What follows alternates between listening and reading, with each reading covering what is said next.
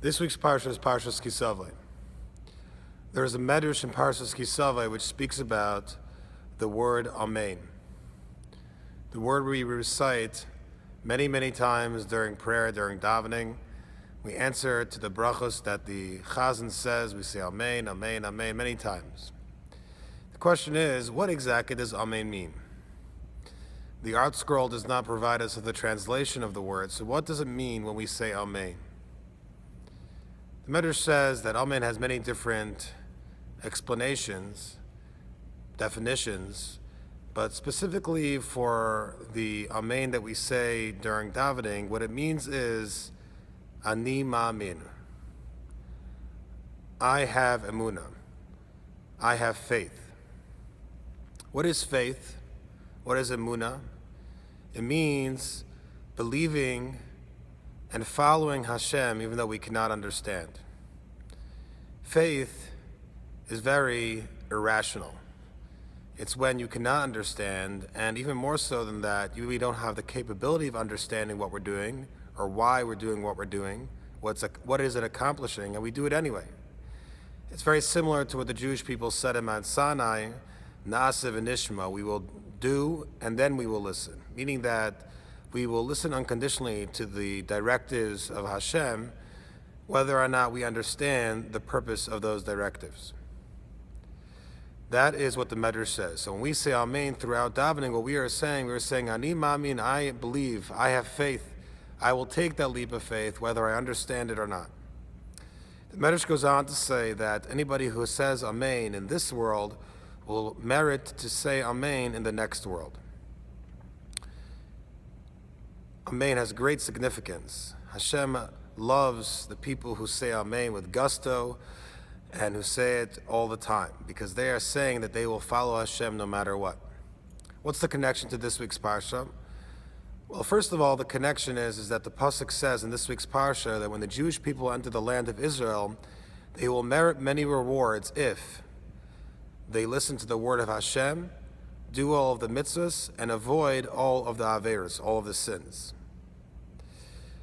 The commentators ask, and this is really the Medrash's, this is the question the Medrash is coming to address, is that if a person is doing all of the mitzvahs and avoiding all of the averos, the sins, why does he have to, in addition, listen to the word of Hashem? Or more phrased differently, if he is doing all of the mitzvahs and avoiding all of the averos, isn't he listening to the word of Hashem? He's listening to the entire Torah. He's doing everything he should. What does it mean to listen to the word of Hashem? To this, the Medrash is answering is that is emunah, faith. That more than the mitzvahs, more than not doing the averos, Hashem wants us to believe. That's the first step. You have to believe in Hashem, you have to follow Hashem faithfully, whether or not we can understand it or not. And it's very specifically put in this week's Parsha when the Jewish people are on the threshold of entering the land of Israel.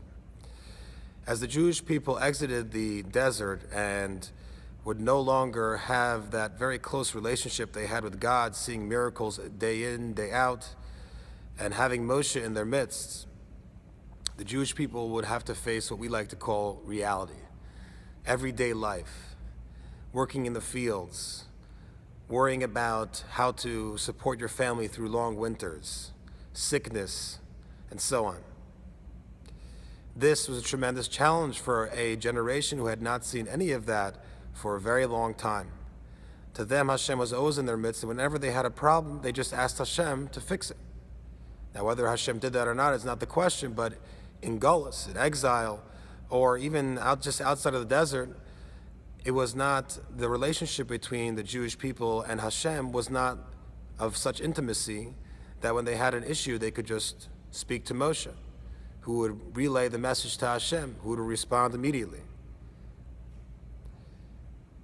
Therefore, the Jewish people needed to have that strong faith.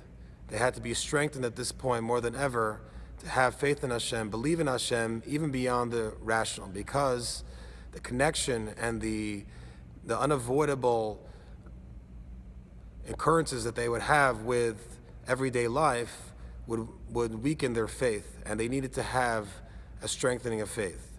And that is why this parsha talks about Amen, it talks about Emunah, and it ends off the parsha with talking about the importance of understanding that there will be new challenges in the land of Israel. Have a good Shabbos.